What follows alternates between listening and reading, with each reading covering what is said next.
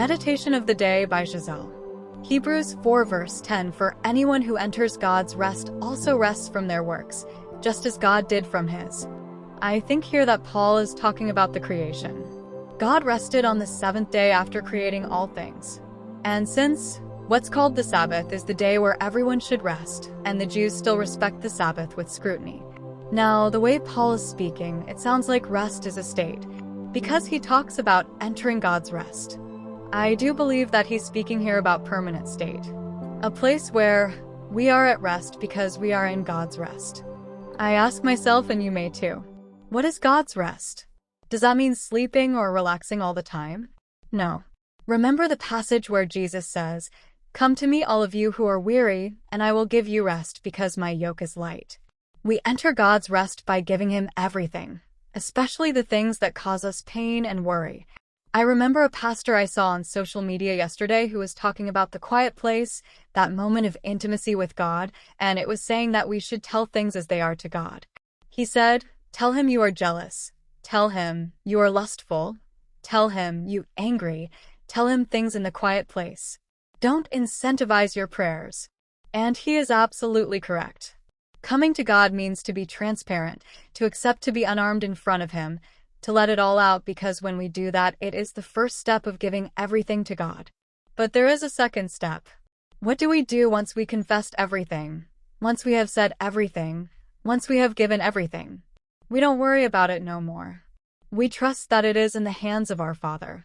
I watched another video from a different preacher who said that most of the time, when we say that we gave everything to God, we simply don't. God will say, "You gave me this situation, this matter, but you are still weary.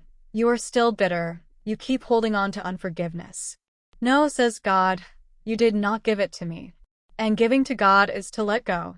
To let go of everything that ties us and to not worry about it anymore. And the natural consequence of that is to enter his rest. It is not something that we can force ourselves into. We enter in rest when we let go. And then, there is a second aspect of things in this verse. Paul talks about the rest from works. He says, "For anyone who enters God's rest also rests from their works." Notice the also.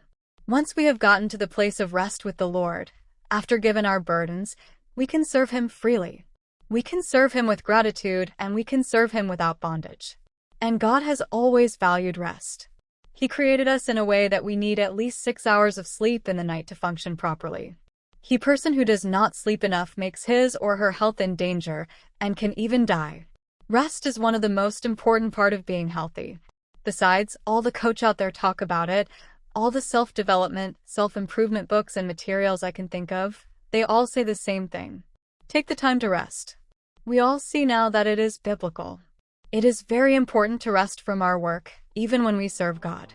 We have the right to take time to take a break, to go on vacation, always with our Bible near, of course, but rest is fine. It is even a recommendation from the Lord. I used to think, and actually I still do, that taking a break from the work of the Lord, like preaching or serving in a way or another, was a weakness. That it was bad because the kingdom of God needs to keep going forever.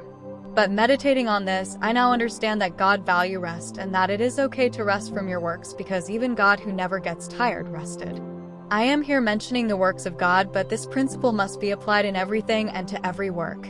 It is okay to take a break from work, from your kids, from your studies, from your life, just to breathe, just to rest.